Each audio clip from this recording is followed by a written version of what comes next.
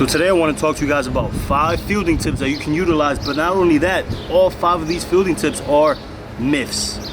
And what do we do with myths? We debunk them. Y'all ready?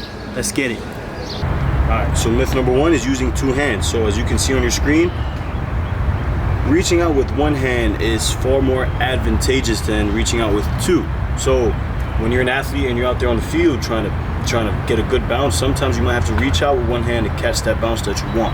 Oftentimes I see a overcautious kid using a 1-handed momentum play and turning it into a 2-handed stuck in the mud, handcuffed, unathletic play. You have more advantage with 1 hand, so take advantage of your advantage. Getting comfortable with 1 hand will lead you to your target. Now talk about lead, that leads perfectly into myth number 2, attacking the ball.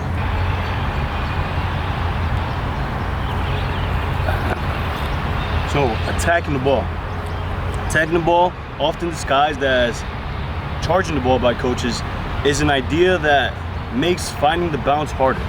Because when you're attacking the ball, you're moving at a faster pace towards the ball, and it just makes your body control a lot harder to control. What you want to do instead is field the ball. What I mean by field the ball is this: you're gonna move towards the ball while having the second step in option, which is throwing.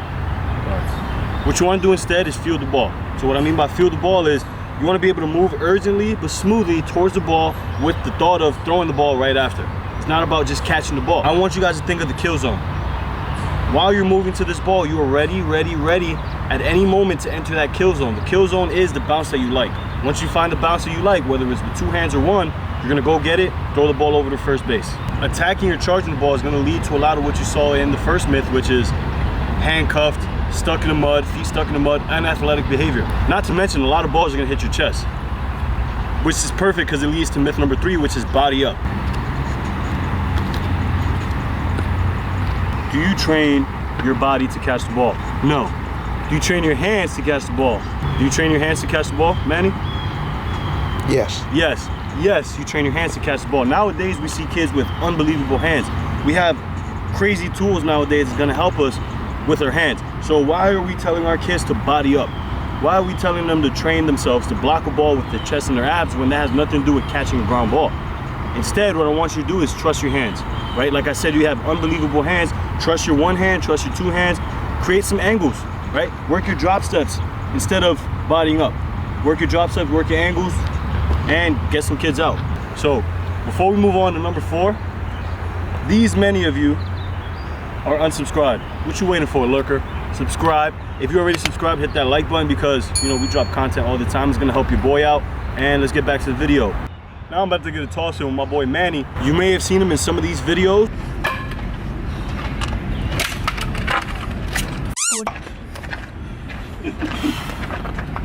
You know, throwing strikes, man.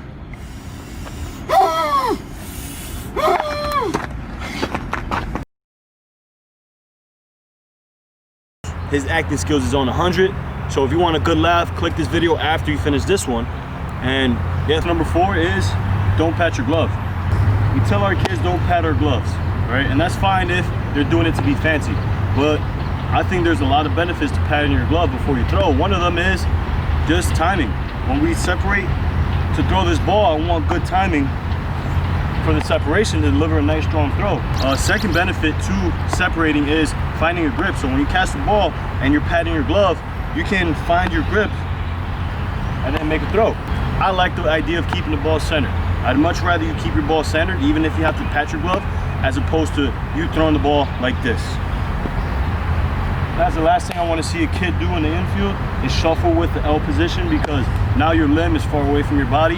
I want everything nice and strong into your core. All right, so make sure that if you're gonna pat your glove, it's for a reason. So I would much rather you pat your glove as long as you know your runner and you have that internal clock in your brain to get this guy out. The fifth and final myth I got for you is rounding the ball. I want to talk to you guys about rounding the ball. So I was a victim of this myself. Rounding the ball, where instead of using my angles and my side shuffles that I use every day during warm-ups, what I used to do instead was what a lot of coaches teach, which is get around this way. The only problem with that is now you have one eye and maybe half of this eye on the ball. I instead want to make sure I'm square to this ball while I'm creating my angles, right? The further the ball is to my right, the bigger my shuffle or the more shuffles I may have to take. This is generally for just a ball within range that you can create an angle for.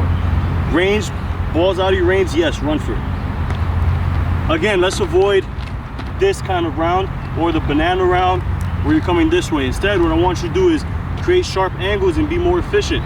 So for example, if this is the ball I'm trying to get to, right? What I want to avoid is this, because on these kind of fields, you take a look at this dirt, this is one of the better fields we field on, but we still, Manny, can you agree with me? We still get some pretty bad bounces on this field. Yes, agreed. Yes. I want you guys to make sure that if this ball takes a bad bounce, yes, you are going to body up, and that's your last resort of keeping the ball in front. What we want to avoid is this, where the ball takes a bounce and skips right over you. Instead, what we want to do is use our side shuffles, where we're here, side shuffle, and then we come get this ball and make a play. So again, avoid this one where we're lackadaisical and we're turning around. If it's right there, bro, create your angle, replace your feet. Now the ball's on my left side. I'm gonna come with my right left and make a play. Simple as that. Which one of these myths have you heard your coach tell you? Leave it in the comment section and we'll talk about it, all right? So all 5 of these myths are gonna help you get these outs quicker and cleaner and more efficiently, and that's what scouts wanna see. They wanna see quick and efficient movements when you're fielding and throwing a ground ball. These tips will help you do that. All these tips are just about being an athlete and going against the norm of, you know, 2 hands, get in front of the ball, body up kind of. All these myths that we went over are gonna help you when you travel outside of your home field. So yes, you might love your home field, but what if you go to a field that you don't like? I've been there, right? And instead of making excuses, let's find a way to still get the job done. What I mean by that is just using all these tools, all these myths that are gonna help you just field on any kind of field, right?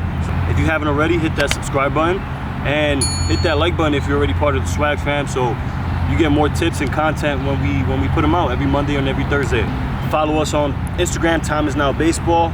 Again, we post a lot of content there, and let's get to work, right? So I got a quick and easy hands routine that you can perform. You can find that right here. If you don't feel comfortable with your hands, or if you're trying to add some stuff to your routine, click on that video, watch it, and utilize it, all right? So